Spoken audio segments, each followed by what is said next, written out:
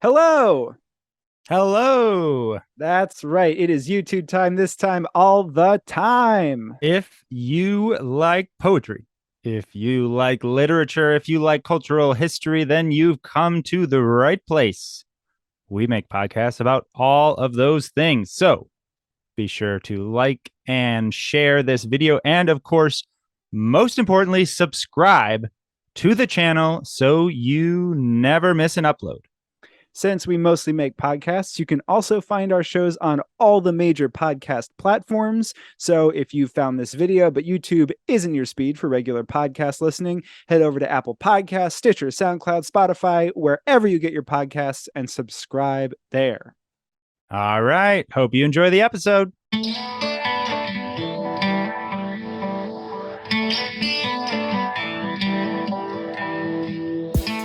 Hello and welcome to Close Talking, the world's most popular poetry analysis podcast from Cardboard Box Productions Incorporated. I am co-host Jack Rossiter Munley. And I am your other co-host, Connor McNamara Stratton. And together we read a poem, talk about the poem, and read the poem again. Before we get into today's selection, a quick note that if you like what we do here at Close Talking and have a spare moment, it would mean the world to us if you drop a rating and review on Apple Podcasts or wherever you get your podcasts. Those reviews help boost us up the algorithm and are a great way for us to find new listeners. If you want to get in touch with us, you can find us on so many different social medias. On Twitter, the show is at Close Talking. I am at Jack Rossiter Munn, and Connor is at Connor M. Stratton. On Instagram, the show is at Close Talking Poetry. And on Facebook, it's facebook.com/Close Talking. We also have a whole website just for the podcast. It is closetalking.com, where you can find all the past episodes of the show. And Cardboard Box Productions has a newsletter, Unboxed. So if you go to cardboardboxproductionsinc.com, you can subscribe for more behind-the-scenes stuff on Close Talking and on all the literary and cultural history podcasts that Cardboard Box Productions makes. All right, on with the show. Hello, and welcome to an all-new episode of Close Talking. I am one of your co-hosts, Jack Rossiter Munley. And I am your other co-host, Connor McNamara Stratton. And we have come together today to discuss a poem. A poem? A poem. I say a poem. He says a poem, and he means it. I sure do. We are back to our regular format where we read the poem, talk about the poem, and read the poem again after a brief departure at the end of Poetry Month 2019 to do a special series on haiku. If you're interested in that, you can check it out. It's the 7 episodes before this one. But today we are doing what we always do, and we're talking about a poem called Alone I Stare into the Frost's White Face by Osip Mandelstam. And before we dive into that, a quick no longer desperate plea, just a friendly reminder from us to you that you can, if you enjoy what we do here, head over to Apple Podcasts or the iTunes Store, as it's also known, and leave us a rating and review. And those ratings and reviews help us hop up those mystical algorithms that govern life on Al Gore's internet. And we really appreciate them. And they're great. They make us feel good, and they help more people find the podcast. So all in all, A+ stuff. Go do it. Yeah, Connor cuts to the heart of the matter as none other can. Just do it. As the if we could quote Emperor Palpatine from Star Wars, the prequels, the finest quote from those prequels. He says, "Do it." And I'm pretty sure there's a 10-hour loop of that on YouTube. But lest we get lost in a haze of space wizards and lightsaber duels and lands far, far away in other galaxies, Osip Mandelstam and his poem. It's interesting. This is following our haiku week. Very different in a lot of respects, but it's also a poem in translation. So I feel like we're carrying the torch into May, which is the continuation of International Poetry Year. Part of the reason I think I was drawn to this poem is because, as Connor so rightly noted, it is a translation. And we were recently discussing that as relates to haiku specifically, but also a little bit generally about what does it mean to translate poems? What are different techniques that are used to either literally translate the words or to try and translate more of the feeling of the poem than the literal words that were used by the poet in the original language. Osip Mandelstam, quick context on him, I think is also good before we dive right in, but he was a poet in Russia in the early part of the 20th century. And you know what that means? He was in trouble because he thought that repressive regimes were a bad idea. And so as a result, those repressive regimes thought that letting him be a free, living, working person was a bad idea. He was imprisoned at 2 different points. The first imprisonment led to basically an exile, and this poem actually was written while he was off, exiled. And the reason he was exiled the first time is because he wrote a very scathing poem. He didn't really write it. He recited it because he was afraid to write it down. It was about Stalin, and word got around. He wrote it in November of 1933, and it compared Stalin's fingers to worms and a whole bunch of other stuff. Look it up. It's called the Stalin Epigram. You can find out more about that. And that got him sent away, and he kept these notebooks that have a lot of work in them from that period. And this is taken from that period shortly before he was then unfortunately imprisoned again. And he did die in December of 1938 when he was 47 years old in a transit camp in Vladivostok. So a very sad end to someone who was very prolific. He wrote not only poems, but also a lot of essays and a lot of literary criticism, all of which, made the rounds of the Russian intelligentsia.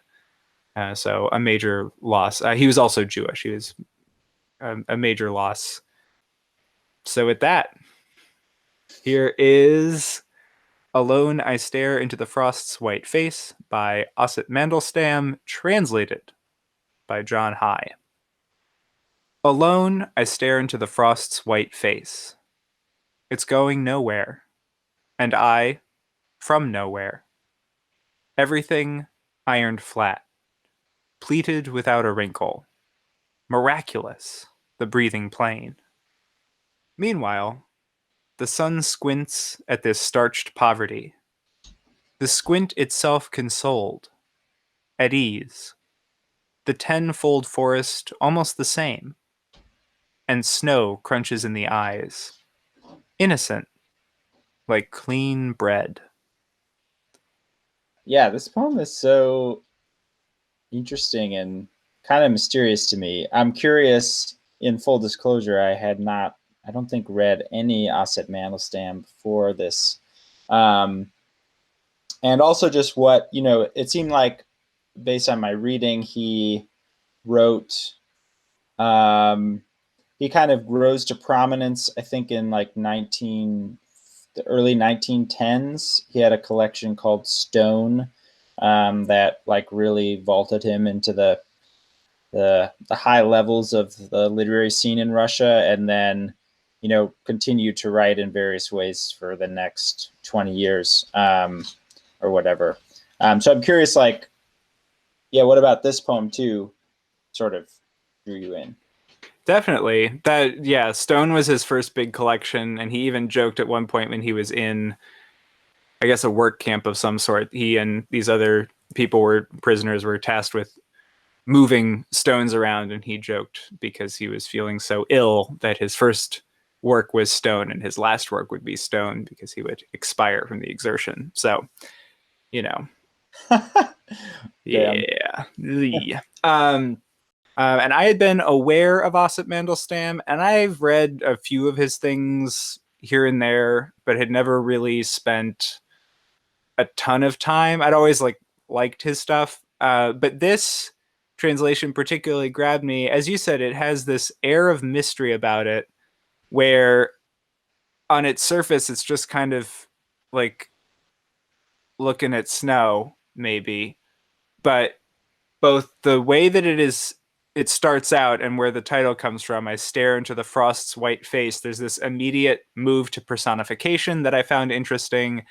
And there's this overwhelming, to me, sense of threat and familiarity interwoven throughout it that gave me an interesting feeling as I was reading through it. And it was one that I wanted to explore more. Yeah, that makes a lot of sense. And yeah, I was, as you were saying, I feel like it's true that it's pretty simple. You know, we often do the little play-by-play at the beginning of each episode. And this play-by-play would be pretty short in a certain sense. You know, it's made up of 2 stanzas. Each one is 4 lines. The first stanza, he's by himself, as Jack was saying. He's in a tundra, you know, the breathing plain. He's looking at the frost. The frost is compared to, or the white plain is compared to like a white dress shirt that's been sort of ironed. And then in the second stanza, meanwhile, the sun squints at the starched poverty. The sun is looking at the barren landscape, is described as consoled or at ease or whatever. And there's a forest. And then there's snow that's crunching in his eyes. So, I mean, literally, basically nothing happens except he's looking, and then there's also a sun in some ways. But I think you're absolutely right that there's like, it's so strange how this scene, which is like in a literal way pretty simple, is described so strangely. And so there's so many moments that are like loaded with something. This might be a weird way to start, but I was kind of like, I read it and I read it again, and then I was reading about Mandelstam, and then I was reading some other stuff, and I was like, all right, I'm not really, I'm like very intrigued, but I'm having like a hard time sort of accessing it, kind of, because it's kind of like, because there's no narrative in some sense, and it's very short, and there's not a lot of, we don't exactly know like much about the speaker. You know, we can load, you know, we can read about the poet's biography and like impose that, which can be useful. And so the way that I started thinking about it a little bit was just like, okay, why is the speaker, or I guess I just had this thought that the way that nature is being described, or the scene is being described, is in some ways a reflection of how the speaker is feeling about stuff, I guess. Interesting. Which is not really that like deep of a point. I feel like that is a common, like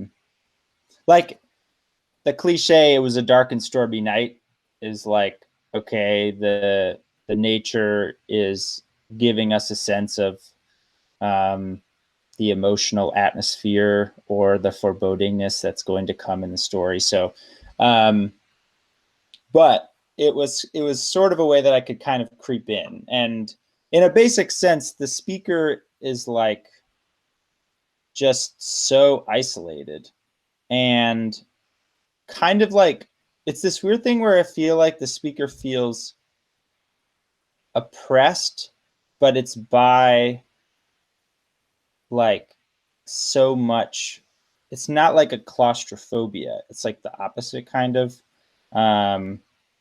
And there's just so many interesting, like alone, it begins, alone I stare into the frost's white face. It's going nowhere and I from nowhere. That sort of double nowhere is so interesting to me, because it kind of like situates the speaker in a parallel sense with the the barren plains around him, in like the most depressing way possible. It also does it in sort of a challenging way, because if you're staring into someone's face, that's often done only in the form of a challenge. You don't sort of walk up to someone friendly and stare in their face. It's like this person is alone against the frost, and it puts me in mind of like when a prison is built with no walls because you don't need them, because you can't actually run away because you're in the middle of a desert or something. And as we know, the Arctic and many tundra regions are essentially deserts because of how much or how little precipitation there is. They don't look like the sandy deserts we think of, but because they don't get a lot of precipitation, they qualify. And that's sort of how exile and imprisonment worked in Russia, where people would be sent away for years. And because Russia is so massive, they would just never, people would never hear from them again, and they'd just set up new lives out in Siberia.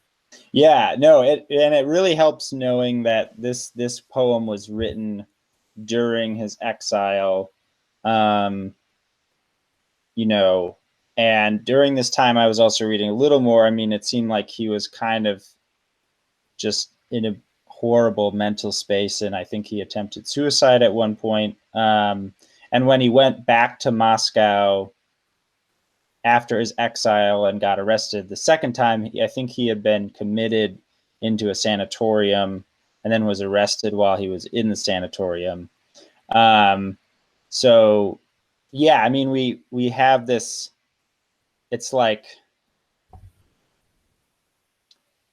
the barren landscape, depending on who you are, could be seen through any number of lenses. And the fact that, you know, it's being conveyed this way is really interesting.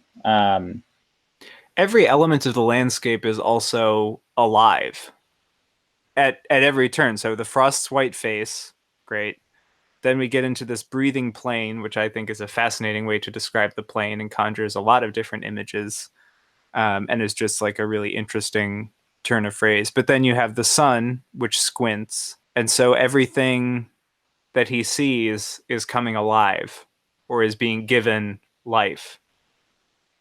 And I think that adds to that sort of what you were describing. It's oppression without claustrophobia, but just everything around him is sort of operating in this living, breathing, miraculous way that is both clearly intriguing, but is always, it seems to me, a little bit menacing. Yeah, no, I think that's exactly right. And it's interesting because I love that you mentioned the miraculous and the breathing plane. What's interesting is it's so loaded, but each like thing that's loaded feels like slightly, or not even sometimes slightly, but different. Not in a way that, and sometimes in a way that like I can't quite put together. So we have the Frostwhite's face. It's going nowhere. But then there's this, the plane is sort of described like this shirt, you know, everything is iron flat, pleated without a wrinkle, and it's miraculous. You know, I can really picture, I mean, it's just a great way of describing like a flat, you know, white snow covered plain as like, you know, being ironed. And this sense of,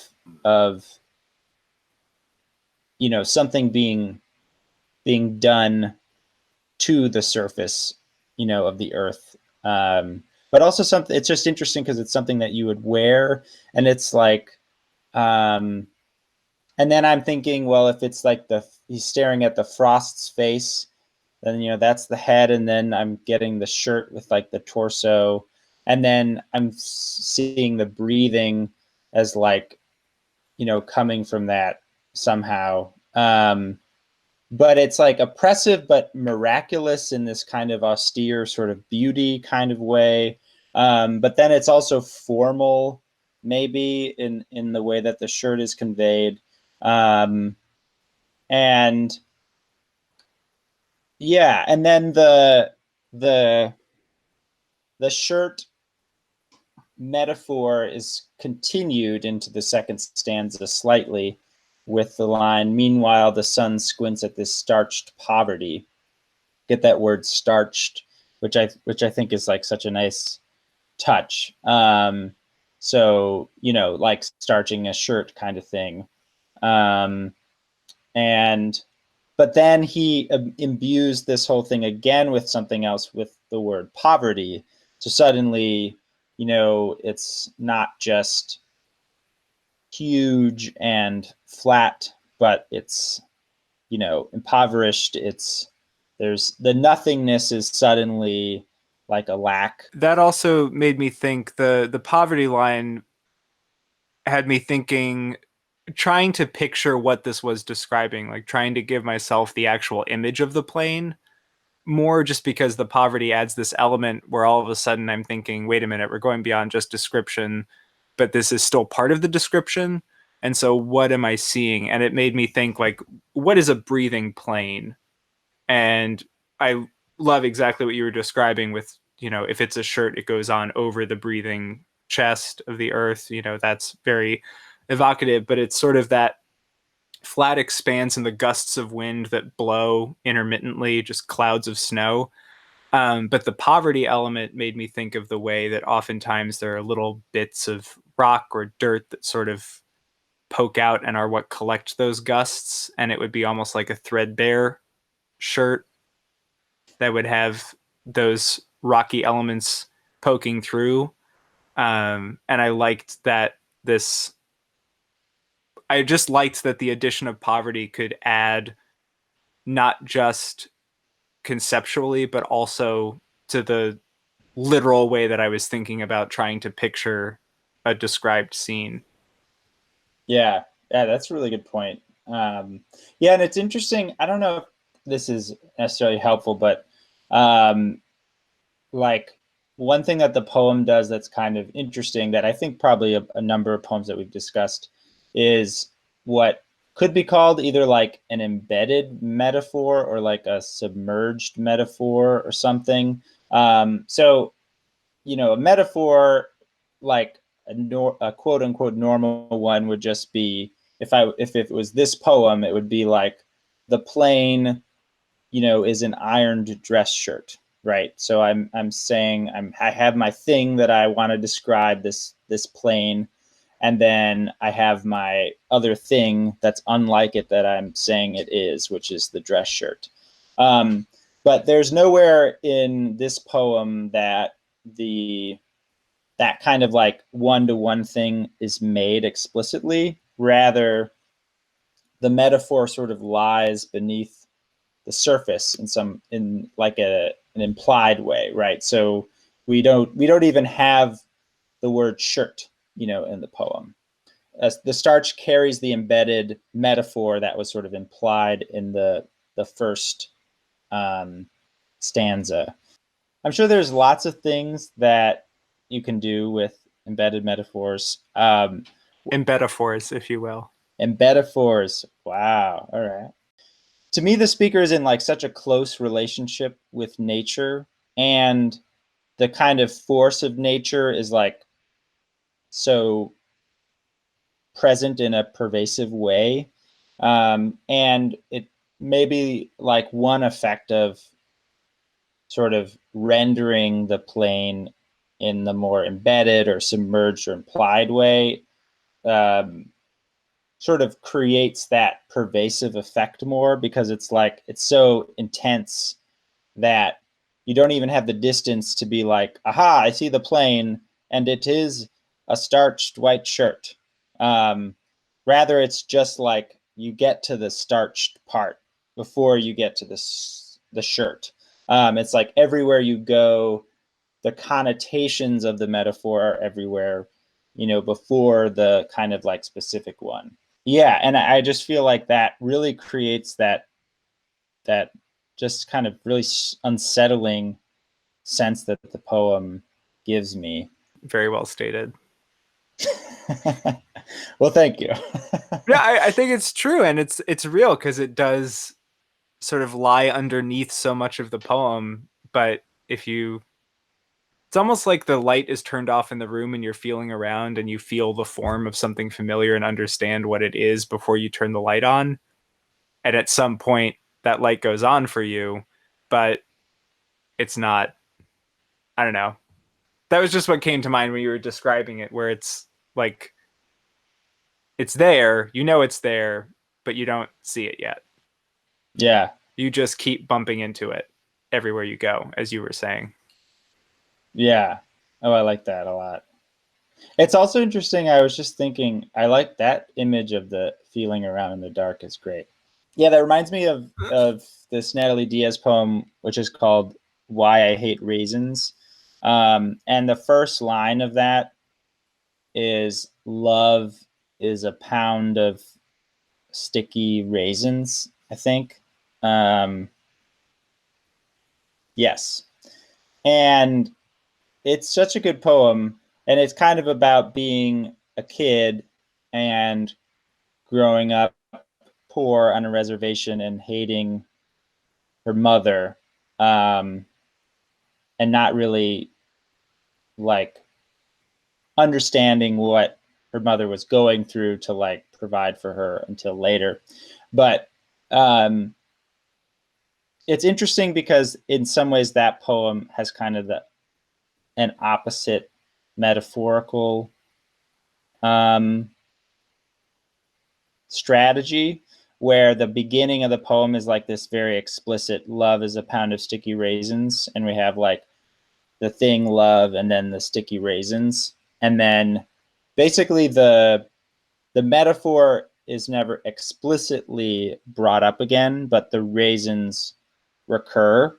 And the wonderful effect of that is that as the raisins sort of acquire more complicated meaning, even if they're just being referenced like in a literal way, that sort of serves to complicate the metaphor of love as a pound of sticky raisins in like the opposite way, where I feel like this poem, partly it's because he's Mandelstam is comparing like two sort of physical things together rather than like a big abstract thing like love. The merging kind of those two tactile physical things kind of works on a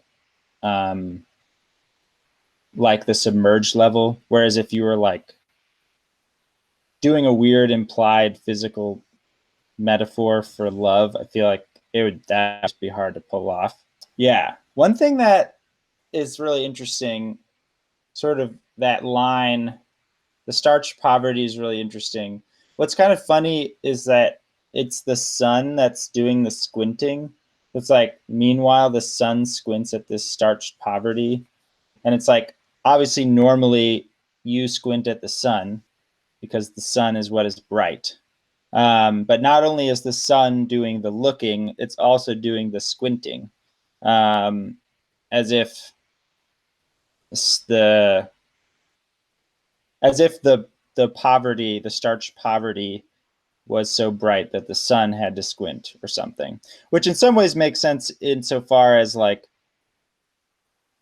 the sun, like snow can get very bright when the sun is beating down on it. Snow blindness is a real thing. Yeah. There's sunglasses that have been made for centuries by people who lived in super sunny, snowy environments. Yeah, absolutely.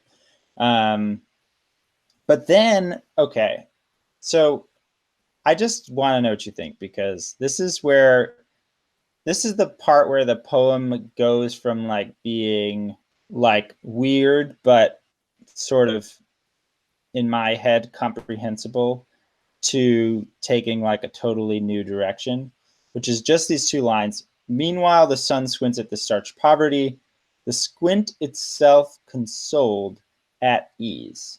What? Okay. I puzzled over this too. Yeah, like it's okay, it's weird enough to be talking about the sun squinting. Not only are we personifying the sun, then we're like personifying the squint of the sun, because the squint is what's being consoled or is at ease. And then at ease doesn't make any sense to me because a squint is like the opposite, is not a relaxed thing. And then it's like, why is it being consoled? That seems very important to understand. Who's consoling it? Why does looking at starched poverty console it? I have a lot of questions. See, this was my initial question to myself, which is when the poem says the squint itself consoled at ease, is this an active consolation where someone is consoling the sun or something is consoling the sun that is squinting? Or is it just describing the nature of the squint? So is it saying that the sun is not squinting harshly on this scene? It is not looking down with great intensity in its squint. It's trying to maybe gently squint so as to see better through the frost and the snow, which we then very soon after learn crunches in the eyes, which is something we might want to return to. But the fact that the eyes are not described as either being the staring eyes of the speaker or the squinting eyes of the sun, but this interesting point of unity between the two. But to me, it was, as I squinted at the poem myself and trying out different versions of squinting, I thought it was real, and I was not in a public place, so no one asked me any nosy questions about my behavior. But no, I just tried squinting in different ways and was like, is there a version of a squint that seems like a consoled squint? Like one that it's maybe after he wrote the line, the sun squints at this starched poverty, maybe he didn't want it to think that it was like an inquisitorial look, or it was, or like not a harsh inquisitorial look, but just sort of like, all right. So it's like a squint that is instantly at ease because it has assessed the situation and said, yeah, it's cool. I don't need to shine any brighter or bring any more heat here. This is good. It can stay cold. And so I, in my head, I also linked it a little bit to like, is the squint the intensity of the sun's rays, perhaps, and like the possibility that the sun could bring more heat and melt the snow and change the starched poverty into, I don't know, liquid abundance or something. And the sun sort of squints and is instantly consoled, and either it's then like a more relaxed squinting or the squint disappears entirely and the sun is like, it's chill, quite literally chill, and I will let it continue to be chill because I've got sun stuff to do. Oh, that's really interesting. I think that makes a lot of sense in the squint. Nothing is consoling the squint, but it's the nature of the sun squint is that it is a consoled one. It is at ease, but made so by what the sun sees in the starched poverty. That makes sense to me. Or what is unsettling is that even if the sun is consoled, that seems to be like exactly the opposite of what the speaker is feeling. The way you were talking about it, if the sun's like, it's chill, I could leave things be. It's like the speaker is alone, staring into the frost's face. There's nowhere, he's nowhere. I guess it's miraculous, but I mean, things are not like, it's not a paradise. And so it's interesting that then the sun comes along as like the other agent. The speaker is the one. I think you're exactly right in talking about the eyes, which we should get to that. But basically looking is the thing that is the only actions that are taken are looking, right? The speaker looks and then the sun looks. And it seems like I would be mad that the sun is at ease because I am not at ease if I'm the speaker. I would be too, and I'm so very glad you brought that up because I have a thought on that. Okay. And this is a bit of a stretch, but here we go. So right. Osip Mandelstam was not a fan of Stalin and his totalitarian regime. I think there is a reading of this where you could see the son as a totalitarian figure in this scene that has absolute power over what is going on. And in fact, the way that a lot of the repression went on, and this is kind of how it works in most totalitarian regimes that are able to seize power and enforce their will and everything. It happened in Germany is through complicity of the populace. And I think you could possibly see the frost in the absence of the sun warming everything up is just kind of operating however it wants. And it's doing all this nefarious freezing stuff and imposing a kind of starched poverty on the landscape and the speaker. And the sun is there and has the power to put an end to it by shining more brightly, or when squinting upon the scene and seeing the injustice that's being done to the plane, this breathing plane that is alive but is smothered by this snow, though it miraculously breathes on, however flatly ironed the frost may try to make it. Underneath of that flattening by the frost, there is still something alive and valuable. And the sun squints down, sees that this is going on, sees the injustice, sees the attack of the frost on the breathing snow, the frost that our heroic speaker stares into the face of and in some ways stands against. And the sun squints and is instantly consoled and says, either not my problem, or I'm okay with this, or this is cool, I'm fine with it. That's my quasi-political reading of the sun's consolation. And I think in either of those instances, you could see the sun as this totalitarian type figure, or as perhaps the international community seeing what's going on in Stalin's Russia, seeing the repression that's going on there, and to use a common turn of phrase, turning a blind eye to it.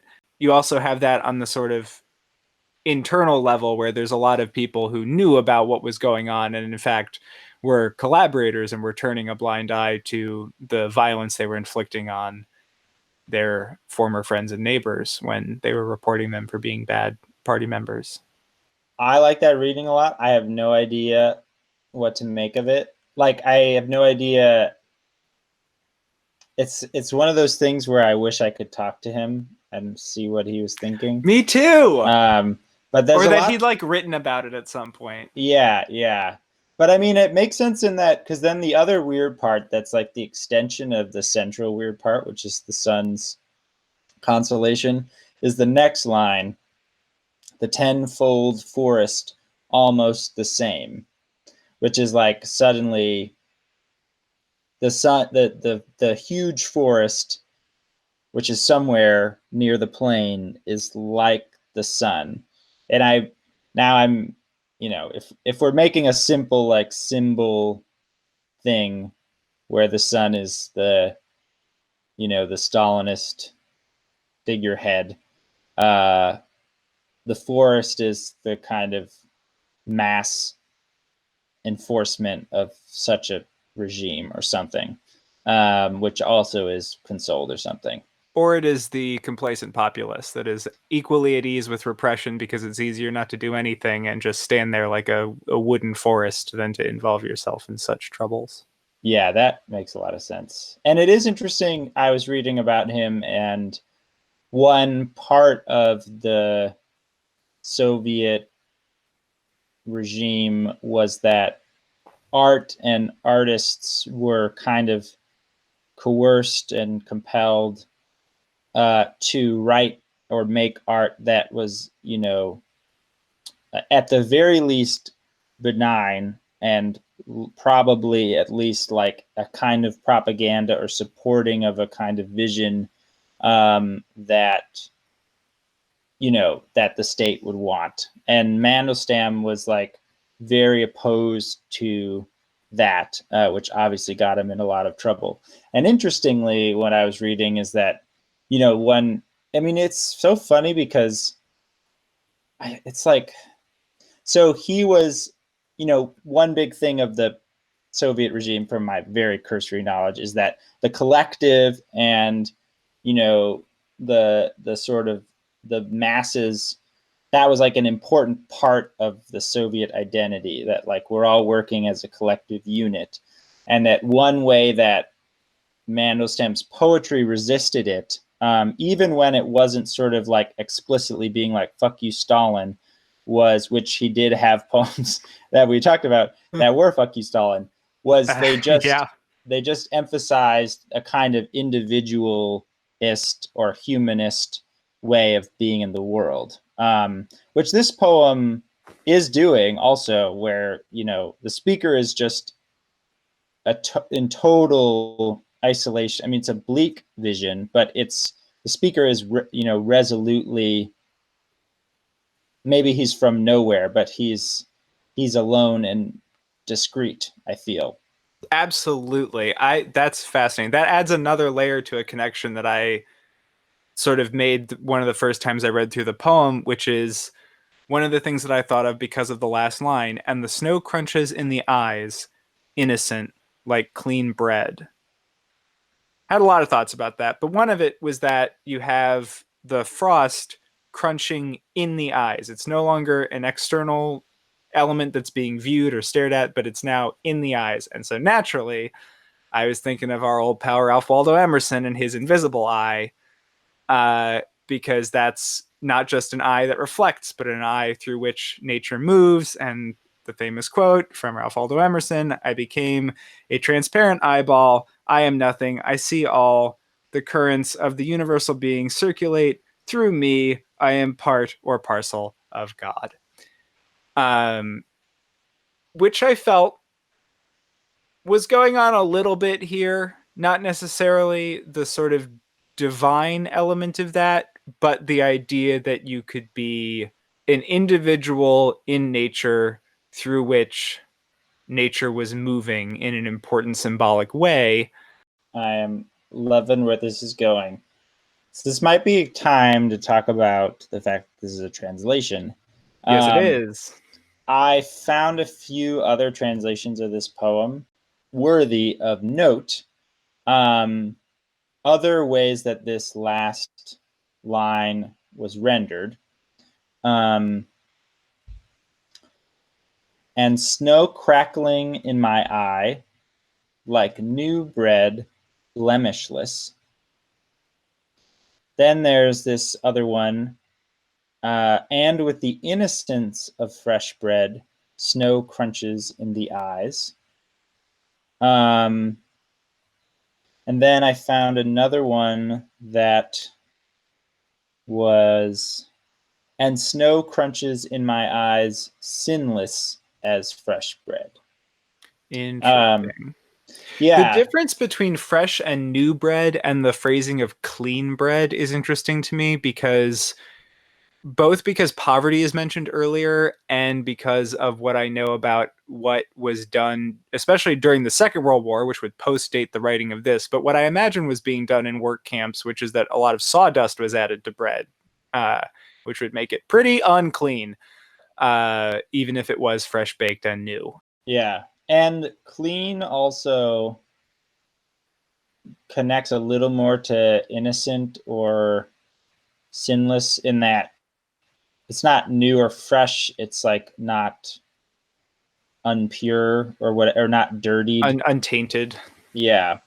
But it's interesting because, like, if you're thinking about the Judeo-Christian religious or divine aspect of it, like sinless gets at that way more, but innocent also does have that in it. Definitely. Can I read you just the entire Google Translate? I really wish you would. Okay. In the face of frost, I look alone. He is nowhere, I am nowhere. And everything ironed, wrinkle-free, plains, breathable, miracle. And the sun squints in starvation, poverty. His squint is calm and comforted.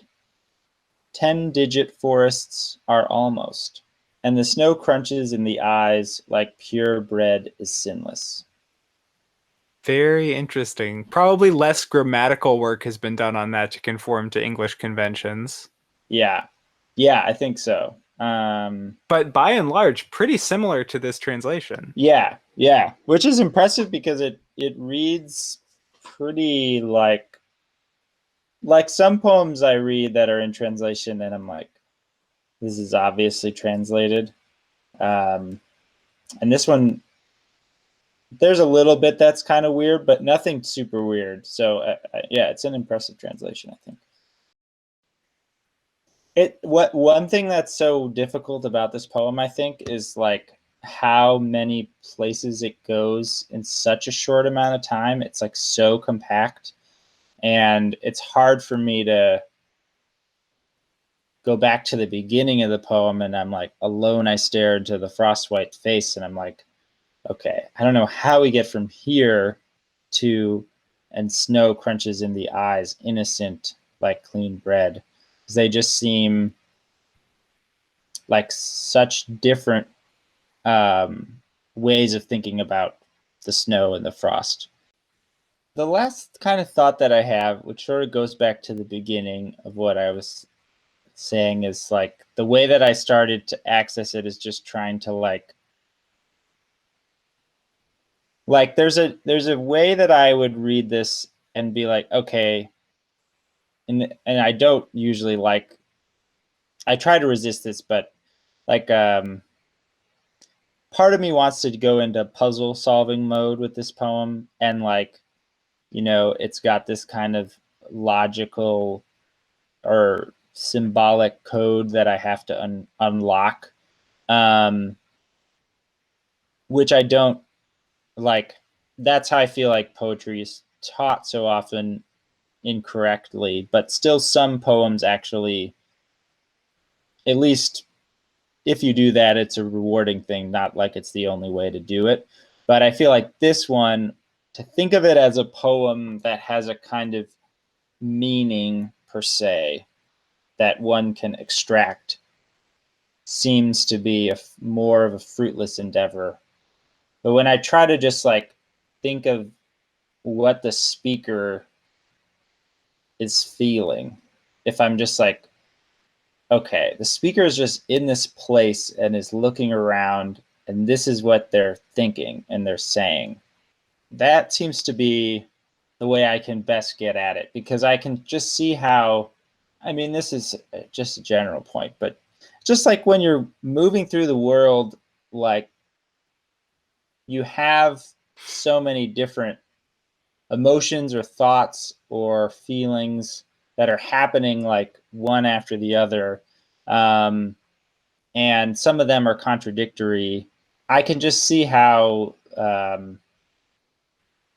that level of fraughtness, that all of these different charges, these different feelings that are being evoked by the way that the landscape is being described, as like at once something confrontational in the frost face, an austere beauty, something pressed down but living. Yeah, I can just see how someone could be encountering the landscape, and especially given where the poet is in the time of their life, sort of feeling all these things at the same time and kind of like recording it like sensation by sensation. And it may not like add up to a thesis about something or something with a kind of X meaning, but like an accumulation of experiences. So when I sort of take off my Sherlock Holmes glasses, In the hat, do you have the hat? I do have the hat. I've taken the hat off as well. What about the pipe? Is it still clenched between your Holmesian teeth, or yeah, is that? I keep the pipe because I like the pipe. But then, yeah, then I can start to just sort of like, instead of get the poem, I can kind of feel with the poem, if that makes sense. I don't know. No, I think that's a great point, and I'm really glad you brought it up, because I think the dangerous road you could go down with some of the readings that I was starting to talk about is like trying to go through from the beginning and just be like, okay, the frost here is clearly a metaphor for this, and this stands in for that, and this is a poem about his, political experience, or, any number of the things we were discussing along the way. And you're so right that this is such an experiential poem. And part of what it does really well is evocatively describe the scene. Yeah, like I feel like I can see it as a kind of like the beginning of a movie that's going to go in a lot of different directions, but it's kind of the panning landscape shot of this, tundra. This is like a 30-second tracking shot of something. No, I totally agree. And I love that way of describing it because it is so visual. Shall we verbally experience that tracking shot and read the poem again? I think we gotta. Sounds good. Alone, I stare into the frost's white face by Osip Mandelstam. Translated by John High. Alone, I stare into the frost's white face. It's going nowhere, and I from nowhere. Everything ironed flat, pleated without a wrinkle. Miraculous, the breathing plane. Meanwhile, the sun squints at this starched poverty. The squint itself consoled, at ease. The tenfold forest almost the same, and snow crunches in the eyes, innocent, like clean bread.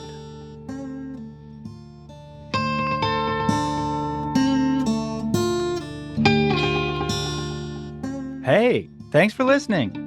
If you enjoyed this episode, head on over to Apple Podcasts and leave a review. Those reviews help us with the algorithm and are the best way for us to find new listeners.